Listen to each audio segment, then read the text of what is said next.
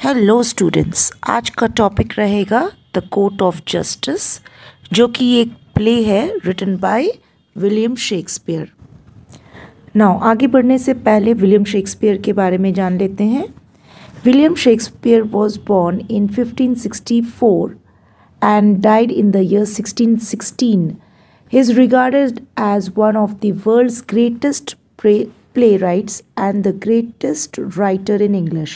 So इनको greatest writer अब तक का बहुत ही famous नेम है ये लिटरेचर वर्ल्ड में, और इनका जन्म हुआ था 1564 में एंड ही पास्ड अवे 1616 में उनकी डेथ हो गई थी।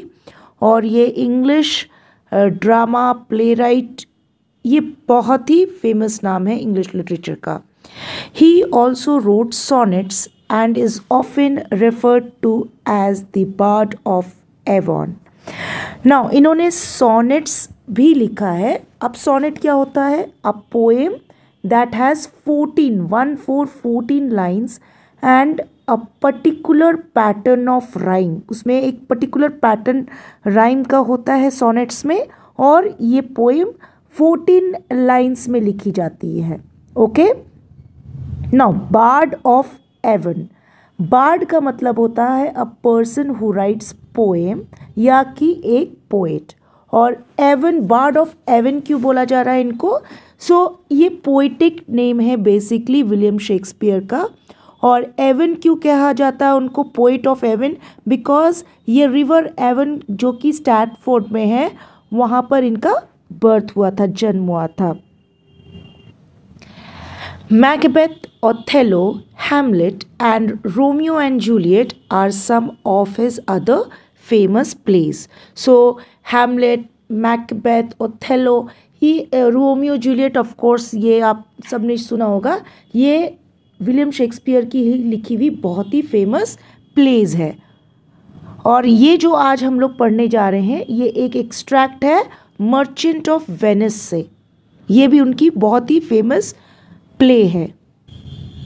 ये जैसा कि मैंने कहा कि द मर्चेंट ऑफ वेनिस से लिया हुआ एक्सट्रैक्ट है। अब जल्दी से इसके कैरेक्टर के बारे में जान लेते हैं। पहले आते हैं द ड्यूक ऑफ वेनिस, जो राजा है वेनिस के।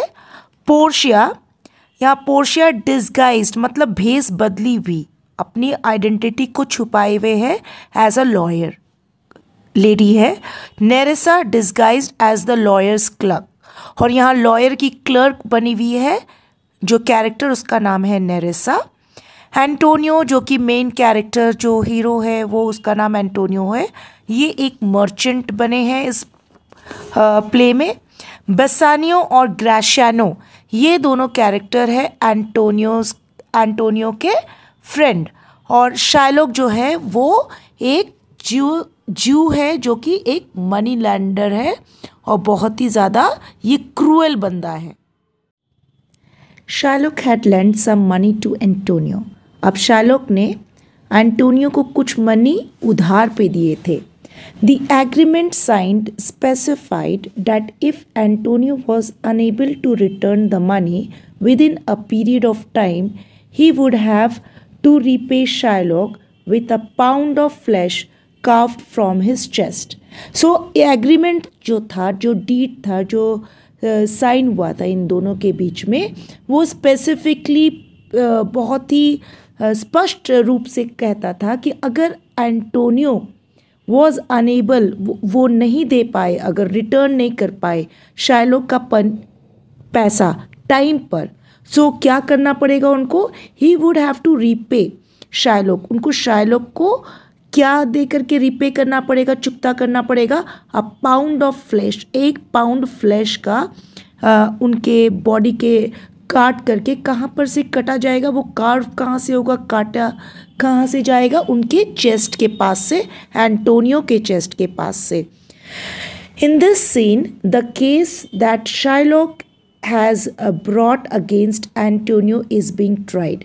इस सीन में एक केस जो कि कोर्ट में आया है, वो ट्रायल पे है, वो जजमेंट के प्रोसेस में है, जो कि एंटोनियो के खिलाफ शाइलॉक ने लाया है कोर्ट में। The Duke of Venice, who presides over the court, reads out a letter from Dr. Bellario informing the court that he is ill and so unable to come to Venice, but has sent a young doctor of law to replace him. Now इसमें जो Duke है Venice के वो पूरी देखभाल कर रहे हैं, प्रिसाइड कर रहे हैं कोर्ट के प्रोसीडिंग्स के ऊपर, और वो एक लेटर पढ़ते हैं जो कि आया है डॉक्टर बिलारियो के पास से। तो डॉक्टर बिलारियो कौन है? वो एक बहुत ही फेमस लॉयर थे, लेकिन वो क्या हुआ कि उन्होंने एक लेटर भेजा ड्यूक ऑफ वेनिस को, और उसमें उन्होंने इन्फॉर्म किया, उसमें उन्होंने बताया कि वो कोर्ट नहीं आ सकते बिकॉज वो बीमार थे और इसलिए वो कोर्ट ऑफ वेनिस नहीं आ पाएंगे। ठीक है, बट उन्होंने अपनी जगह किसको भेजा? Doctor of laws. Doctor of laws यहाँ पे बेसिकली लॉयर को कहा जा रहा है, ओके, टू रिप्लेस हिम। अपनी जगह पे वो दूसरे किसी लॉयर को भेज रहे हैं। Duke, this letter from Bellario recommends a young and learned doctor to our court. Where is he? यहाँ पर ड्यूक क्या कह रहे हैं कि ये लेटर बिलारियो की तरफ से है जो कि रेकमेंड करता है या सजेस्ट करता है, जो कि सुटेबल है या डिज़र्विंग कैंडिडेट है एक यंग और learned doctor to our court. एक यंग और बहुत ही पढ़ा लिखा और अपने जो पेशे में बहुत महारत हासिल किया हुआ एक बंदे को जो कि उनकी जगह आया है। Where is he? और वो पूछते हैं वो कहाँ हैं। Nerissa, he waits outside to know your answer whether you will admit him. So अब नेरेसा इसमें बोलती है, बट ये डिस्गाइज है as the lawyer's clerk, male के तौर पे, ये मेल मेंबर के जैसे ही है यहाँ पर। सो ये बोलती है कि ही वेट्स आउटसाइड, वो बाहर वेट कर रहे हैं, टू नो योर आंसर, आपकी इजाज़त के लिए कि आप उसको एडमिट करोगे, अंदर आने का अलाउ करोगे कि नहीं। Duke, with all my heart, go bring him here with all courtesy. So बिल्कुल तहे दिल से, बहुत ही इज्जत के साथ में उनको अंदर लेके आओ। Several of the Duke's followers leave to escort the young lawyer into the court.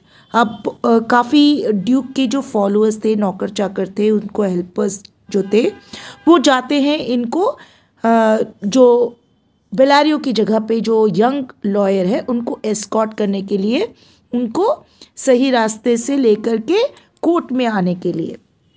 Meanwhile, the court shall hear Bellario's letter.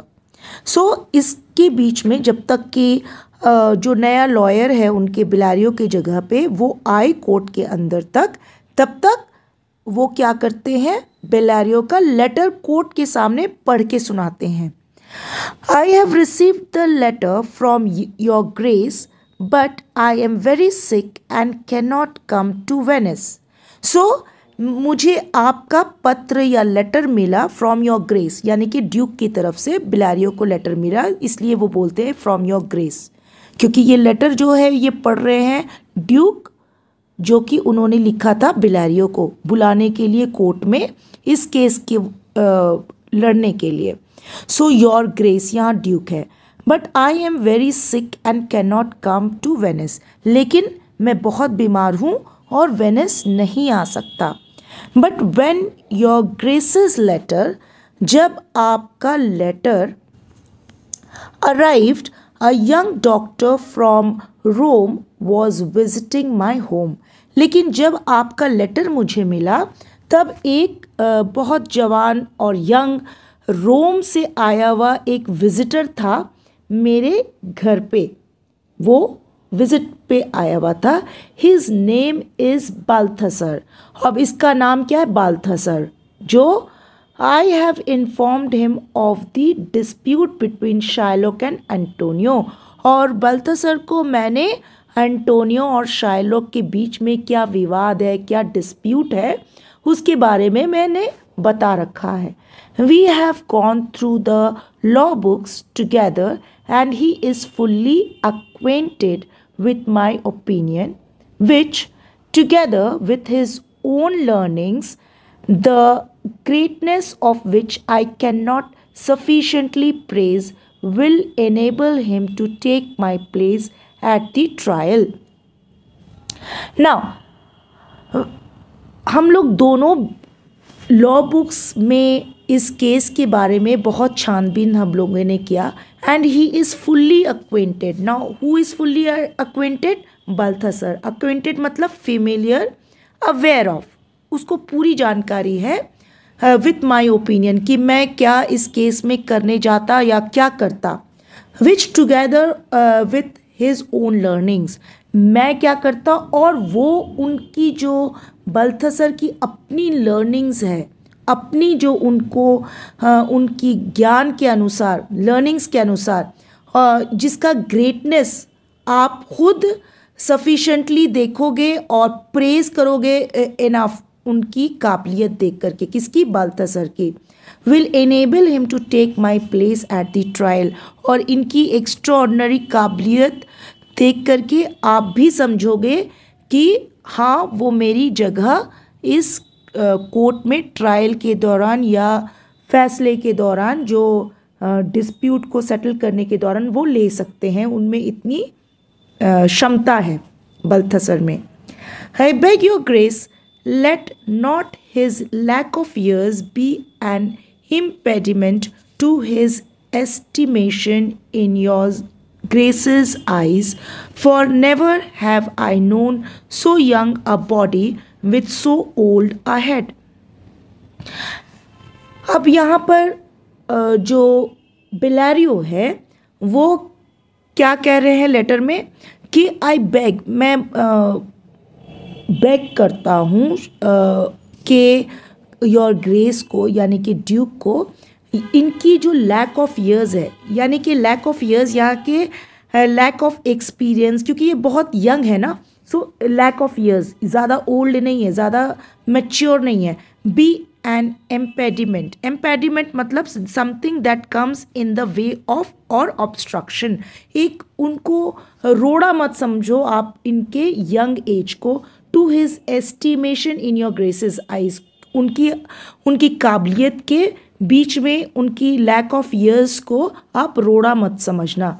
For never have I known so young a body, क्योंकि मैंने पहले कभी नहीं देखा इतनी यंग बॉडी और इतनी young इंसान में इतना गहरा ज्ञान। सो ओल्ड अ हेड मतलब यहाँ पे इतना गहरा ज्ञान या विजडम या काबिलियत या अक्लमंदी।